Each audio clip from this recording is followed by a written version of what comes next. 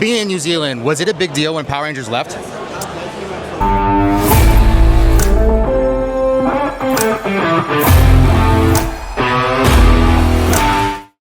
Welcome to the Legacy of Nerd. My name is Daniel, and I am here with Antonia Prebble. The heir to the gatekeeper's power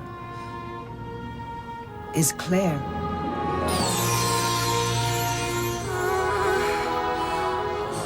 From Power Rangers, Mystic Force, SPD, and the Tribe.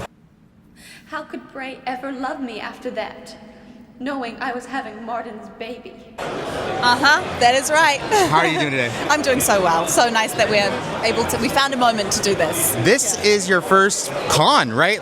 First con ever, right? First con ever for anything. Did you know that there was so much of a need to have people sign your autograph and all that stuff? I had no idea. In New Zealand, we just don't have the same level. I'm from New Zealand, and so the reason I did 3 seasons is because it was obviously filmed there for a few years. Right. But we just don't have the same level of fandom in New Zealand. Just no comparison to what it's like here. So yeah, when I walked in yesterday, I was just like, wow, and hearing the stories of what the show means to people and why it meant so much, it's just been so special. I'm so glad to be here. So I want to bring it up because I know about this show, and it's not as big as here as it is in New Zealand, but the Tribe. You were on the Tribe for many years. Yeah.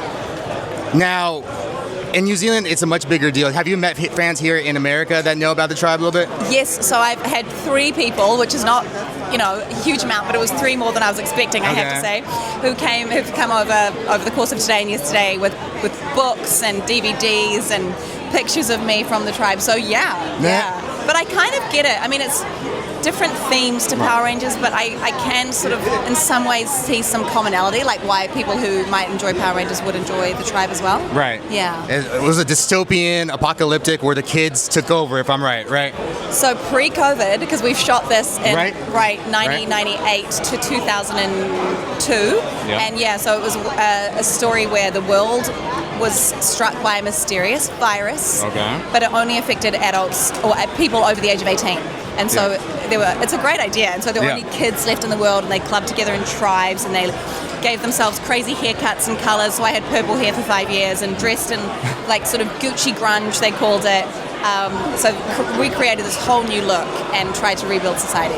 Now, was the Tribe, because I've seen a lot of the cast from the Tribe go over to Power Rangers. Yes. Is that how you got introduced to Power Rangers? To be honest, I think I just got the audition through for Dino Thunder for Krista through my agent in the normal way, and got that part. And then I actually almost got cast as Z in SPD. Oh, I did not know that. Yeah, so I think it was down to me and Monica who got the part.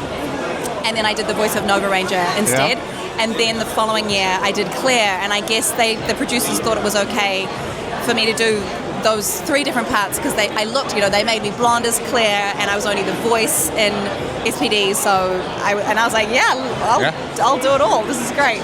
That's awesome. Now, as the Claire character, Claire is a very sweet, but becomes very powerful at the end, right? Do you identify with the character at all? Oh, that's such a nice question. I think I definitely identify with both parts of her at different times. I absolutely, there are times in my life when I feel very disempowered and I don't know what to do, or I'm getting it wrong. I'm not the right person for this, or I have imposter syndrome, and then it is amazing where you can draw on your own strength and really take ownership of your own identity and your own power in the way that Claire did when she became the gatekeeper. So I think, and it's interesting, a lot of people have said to me over the last couple of days that they really relate to that and found that journey of hers very inspiring, because it's yes, they too feel like they're falling down. They too feel like they're clumsy. Your character went very much from the assistant to the hero of the show. So I was so pleased for her when that happened. Now, do you remember anything about your character that didn't make it to the show that maybe they were discussing about? Oh, that is such a good question. Not as far as I'm aware. Okay. Do you? I don't. Not from this. Sounds like you've got some insider knowledge. All I know was that they wanted to incorporate Rita more with the magic, but they couldn't, and they just used it at the end. Okay. Yeah. No, I'm not sure. Okay. Now, being on Power Rangers, because you were an accomplished actress before you went on Power Rangers, but a lot of the, me talking to a lot of the Rangers, it was a lot of their first jobs, right? Yeah. Do you feel like being on Power Rangers prepared you for your career going on forward? Yeah, I mean, I think in a way I was lucky that I was quite prepared for it because I started acting when I was 12. Yeah. So the Tribe, oh no, it wasn't the Tribe, another TV show called Mirror Mirror when I was 12. So to be honest, I was pretty used to the relentlessness of long schedules, and also on Power Rangers, I did not have as hard a schedule as the Rangers because they were, You start they were off background and then they were in everything. And I mean, I'd say one of the hardest things about the show was the heat. Like it would often just be so hot, and we'd be in this if we were inside, just melting. But again, it was easier for me. I would look at them in their suits and think, you poor guys, but we'd just be standing in front of the air conditioning like this, trying to cool down. Oh man! And then a lot of the outside stuff was filmed in this quarry. And the quarry was really hard. If it was a quarry day, we would be like, oh no, because it was a long way away, so it meant like 4 a.m. call time. Oh man. And it was just always hot. And then no shade. No shade, yeah. But what made us pause ever before we complained is the stunties. They was just so stoic and amazing, and they would always be in full suits and helmets, obviously, because you could never see their faces.